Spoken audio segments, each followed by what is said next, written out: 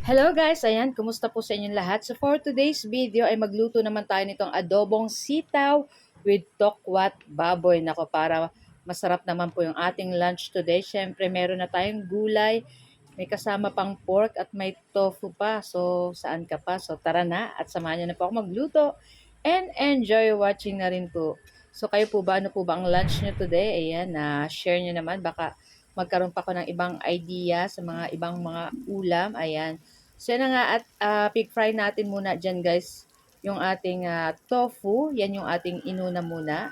Yan, pig cubes ko lang yan ng ganyan lang kalalaki. So nasa inyo po kung anong gaano kalalaki ang sukat ng inyong pakachop or pakaslice ng ating tofu. At pagkatapos, pag naprito na natin lahat ng ating tofu, sangkot siya natin itong ating pork. So gumamit po ako dyan ng 3/4 na pork ng liempo. Ayan, yung medyo may taba-taba ng konti kasi palalabasin natin po yung mantika nito maya-maya. So, ayan na nga. At nag-brown-brown na yan guys at lumabas na rin ng mantika yung ating baboy dyan. So, ready na din tayo. Ganito po, luto na rin to guys. Ayan, sa mahinang apoy ko lang yan guys para hindi siya matutong. Para sure na luto din yung ating pork dyan. So, ayan na nga, at igilid lang natin yan.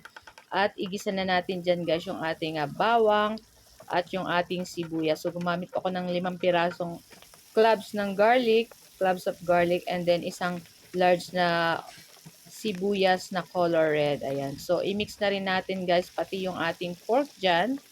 Ayan. So, nako, bango-bango na guys. Ito palang nakakagutom na. Talagang ang bango, ang sarap nito. So, after nyan guys, ilagay na rin natin dyan yung ating hinugasan, syempre yung ating sitaw. So, isang tali ng sitaw yung nilagay natin dyan. So, mas marami talaga yung ating pork at yung ating tofu kesa dyan sa ating sitaw. Pero okay lang yan. So, ayan, naglagay na ako ng soy sauce, oyster sauce, paminta, saka sugar. Ayan, para balance naman yung lasa ng ating adobong sitaw with tokwat baboy. Ayan. So, 3-in-1 na yan guys. So, may ulam ka na gulay, may karne, and syempre may tofu. At naglagay ako dyan guys ng konting tubig para hindi naman super dry yung ating adobong sitaw. Ayan. So, naglagay rin po pala ako dyan guys ng suka.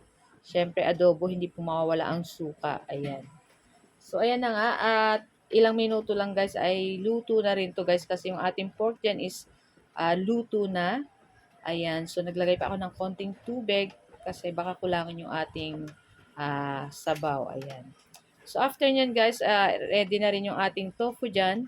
Ilalagay na rin natin yan dyan guys, yung ating pig fry na tofu. Ayan, ako, napakasarap nito. Perfect talaga to guys. Napakasarap na naman ang aming lunch nito guys. Kaya, ito lang po ang aming video today at sana po ay nag-enjoy kayo. So kung bago pa lang po kayo sa aming page, huwag niyo po sanang kalimutan mag-like, mag-comment, at syempre pa-share na rin po ng ating video. So yun na nga, at i-transfer na natin yan sa ating mangkok. Ayan guys. So ito lang po ang aming video guys. So thank you for watching and see our next video again. Tara na at samahan niyo na po kaming kumain ng aming lunch. Ayan. Tomorrow is holiday kaya enjoy guys. Ayan.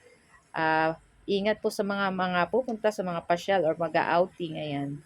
Thank you for watching. Ciao. Kain na na. Nako, kumain na rin po kanya ng inyong plato at samahan nyo na rin po kaming kumain itong napakasarap na